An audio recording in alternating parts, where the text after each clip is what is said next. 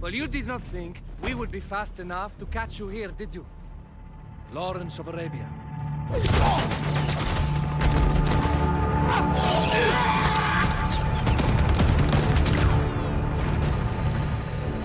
Actually, I was rather depending on it. Lawrence. Well, this is very clever. Now the hunter becomes the hunted. So who might you be? How enchanting you are, my dear. Ahmed. I'll show you enchanting. If it weren't for you, I'd be free. Free, is it? You'll be free when you're dead. And I'm happy to tell you, the Empire intends to grant you all this freedom very soon. Even now, an engine of destruction scours this desert, obliterating your allies, your families, your homes. Soon there will be nowhere to run. Nowhere to hide. Soon all that you know, and all that you love, will be ashes. You will all be free to die. Oh. Ah, you animal! Zara! Oh. Now I understand that you would like nothing more than to strip the flesh from that man's feet and send him off into the desert naked to die. But think about it. You're right. I'm sorry. My friend here, she can be a little brusque. You're going to tell me how to lie to your train, so we can lure it into a trap and destroy it. Impossible. To even begin to talk to that train, you would need an entire book of communication codes. Oh, like this one, you mean? You can never stop the progress of machines! One day, the whole world will take your lands and the precious black gold beneath its sands. We shall see, my friend.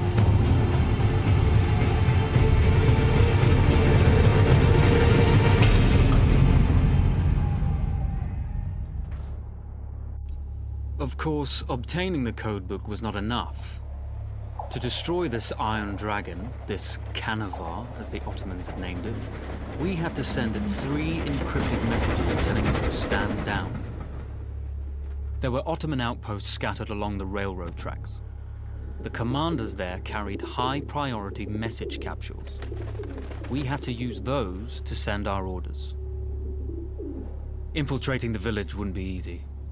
A full detachment of Ottoman soldiers had occupied it.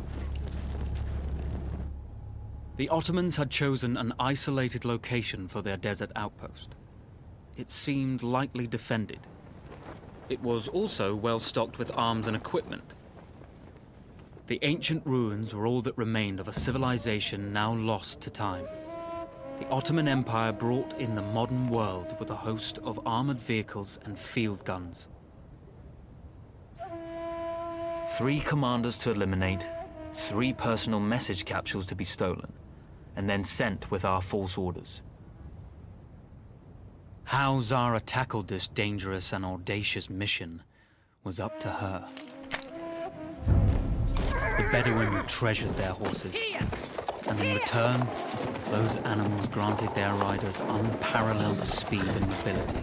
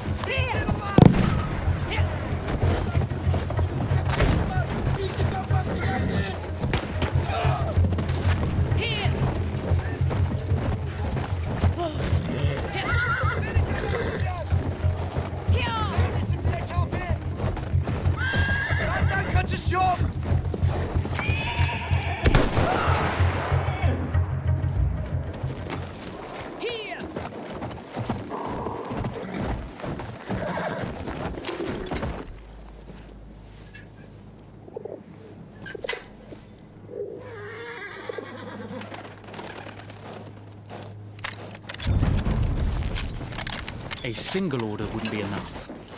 Ottoman protocol required the message to be received in triplicate before the train would acknowledge it as genuine.